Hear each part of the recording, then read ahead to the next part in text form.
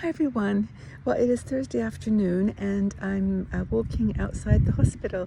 They let me go out for a walk and it's a beautiful day, but breezy, but bundled up here. And I just wanted to share with you kind of how things are going and let you know I'm going home tomorrow, hopefully. And it's been an amazing week. It's been really transformational. For all of you that have had hospital experiences, you know what I'm talking about. And that's where I want to start too, that this is for you. This video is for all the women that are out there dealing with some kind of a medical situation or have a family or friends who are. It's life-changing, and I'm really glad that I had the experience. I've learned a lot a lot about myself and about my body and about my relationship to you. First of all, I really couldn't have done this without you. I mean, the amazing outpouring of love and support that you've given me has been just beautiful, and I've been literally overwhelmed by it. I obviously couldn't answer every post and well wishes and prayers, and they were all accepted with love, and I am so grateful. Thank you guys. I feel like I'm really a shaggy dog here. It's really windy, but I don't mind. It's that's one thing you don't care about when you're in the hospital. It's what you look like. Because nobody cares, and there's just such an amazing acceptance of everybody. Whatever you do, you're kind of on the same level, and I love that so much. But anyway, I did put a little makeup on for you. I got a teeny bit of blush and some lipstick, and I figured I wouldn't scare you too much. But anyway, so tomorrow I hope to go home, and that will be wonderful. I can get started with a new phase of my life. This has been quite amazing, but I won't tell you all the details of this particular stay because it was, it's personal, and it's also just not relevant in a way. It's just that I had to come in because of a liver complication related to my gallbladder, and they didn't know when I came in sort of what the problem was. So I went through a few hours of pretty intense pain and grilling and checking me. And the thing that happened that I want to share with you, and it's kind of a little bit maybe something you're not expecting, but it's that they have all these systems in hospitals, and they have to ask you various questions, and checking your background and your history and so on, and what the symptoms are. And they said to me, okay, we've got one more thing, which is if they said it in such a way that was just really surprising, and it made me stop and think. They said, if your heart stops, do you want to be resuscitated? And it was like, well, that's a question.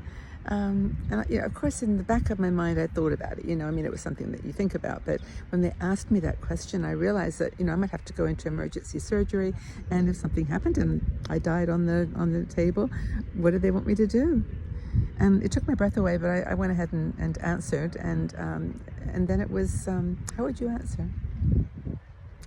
It was kind of a roundabout answer, but I said, can I have a few minutes, and called my son and we talked. But anyway, the point was that's how it began, and that's kind of how it continued. Now, there are people walking around in front of me, and they're going to think I'm filming because the camera's facing me.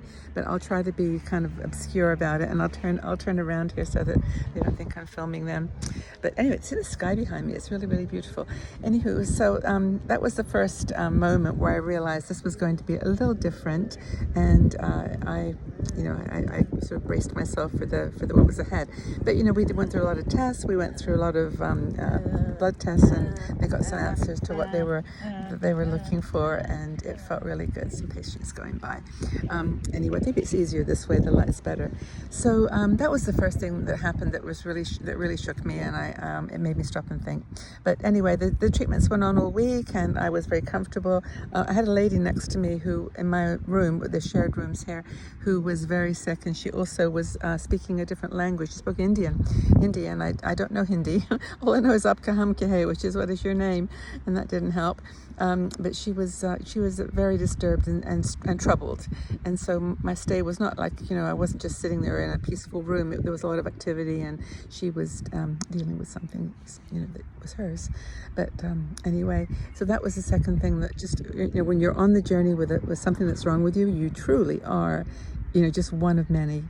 And the nurses make you feel special, of course, but they've got a lot to deal with, and it was really precious to have your love and support. Honestly, I took my son brought my laptop in to the hospital with me, and I got to read my mail, and but it was just a couple of minutes a day almost after I was through the the first 4 days.